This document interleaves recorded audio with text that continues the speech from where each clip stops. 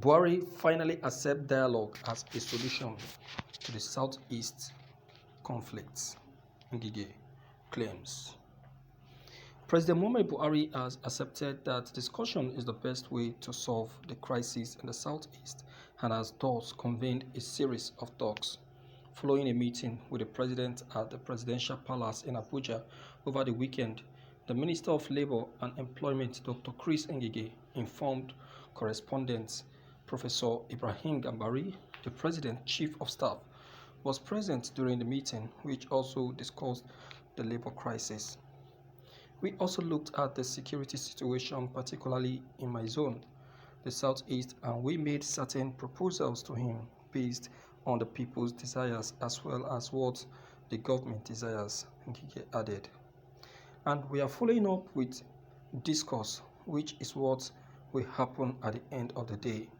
We need to chat and talk and talk and talk and talk and talk and talk and talk and talk and talk. And a portion of the debate will begin tomorrow, Saturday. We had followed up discussions with the Minister of Defense, Minister of Interior and Service Chiefs in Enugu on Saturday. We will do so again starting tomorrow. We briefed him and he agreed that discussion is the best course of action in all this situation. As I always say, the border between perception and reality is razor thin. Thus, at the very least, certain things should be done to alleviate the feelings of the people in the region and prevent them from feeling undesired. So that subject was also discussed. They also briefed the president on labor issues, according to Ngige, including the recent strike by the Judicial Staff Union of Nigeria, JUSON, and the Parliamentary Staff Association of Nigeria, PASAN, which halted legislative and judicial activities in the country for 2 months before being called off. The meeting also discussed matters relating to the standoff between the Kaduna State government and the Nigerian Labour Congress (NLC), according to him. The meeting was held in response to the NLC leadership recent complaints to the president about the state government of Kaduna claim unwillingness to implement the terms of the agreement signed between the two parties after the federal government intervened in the labor conflicts. The conference, according to Ngige, reaffirmed the need to avoid another round of industrial discord between Labour and the Kaduna State administration, particularly given the country's major security issues. According to the minister, he also briefed the president on events in the Labour Ministry, including some union industrial actions. I have to see him, President, to appraise him with the Labour industrial milieu, especially when you know that the judicial and parliamentary workers, JUSON and PASAN, respectively, were on strike for 2 months. We will keep an eye on the accord. It has piqued his interest, and as you may recall, he had to issue Executive Order 10 in accordance with the Constitution to ensure that the judiciary and legislature in the state have independence and financial autonomy. So it's one of the few things that he is relieved that the strike have been halted.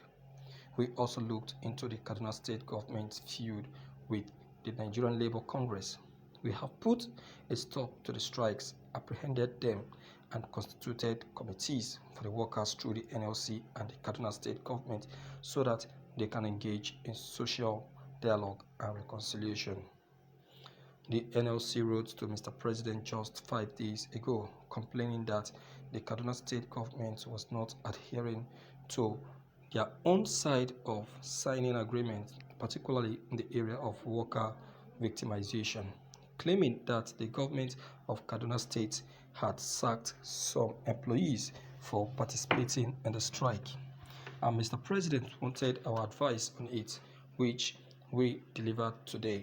So the Chief of Staff and I have jointly informed him on that, and we are taking steps to ensure that we don't have a reply of what happened in that state. He stated that we have already been beset by security concerns and we don't want to compound these issues anymore. The the president is having is proper advice. Real advice, genuine advice from genuine people. I want to agree with Okorocha when he said that the problem of the president is from his aides, those he used in surrounding himself. Those are the people that is giving him problem. Those are the people that has made him to be failing in so many of his planned job, planned activities, and all of that. You understand? So if only Okorocha can do away with these people, if only Okorocha can, if only Buhari can do away with these people, if only Buhari can look into the situation and say no, that the best is to seek a proper advice, it will go a long way. Okay, look at this advice that has just been issued to him. See what the results has now is now bringing to him in return. What can be more interesting than this? The crisis in Nigeria is not that too big not to be solved. It's not too big to be solved. You understand? Other countries have their crisis, yet they are solved. So the problem is proper advice. Buhari needs a proper advice, and he himself also needs to be a listening type and a welcoming type. Buhari is not a listening type. He's too autocratic in nature.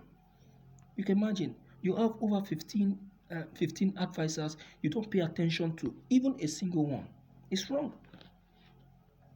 Absolutely wrong. Buhari is the only president in Nigeria that has the highest advisors in Nigeria. Yet you don't pay attention to any of them. You speak to him, he pretends he listens to you, but what he's going to do is in his mind. Since he has owned office, all the decisions that he has been taking, all the actions that he has been taking are based on his personal decisions. No. Things are not done that way. Things are not done that way. The president is arming himself, is arming the country, and also is arming his administration. Yeah. What he's doing doesn't augur well. Doesn't augur well. And it's going a long way, causing so many havoc. Look at the problem in our country, Nigeria today. It's based on wrong decision making and wrong consultation of personalities. If the right people are consulted and the right decisions are taken, I see no reason why we'll be having problem. I see no reason why Nigeria will be where it is today. Nigeria is supposed to have grown higher than this if the right thing are done. When we have wrong people and wrong decisions, it affects. It affects. And the kind of people he surrounds himself with. Buhari is too over-religious. It must not be a northerner.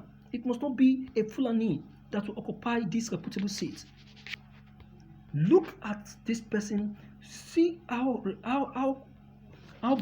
good he is in this field.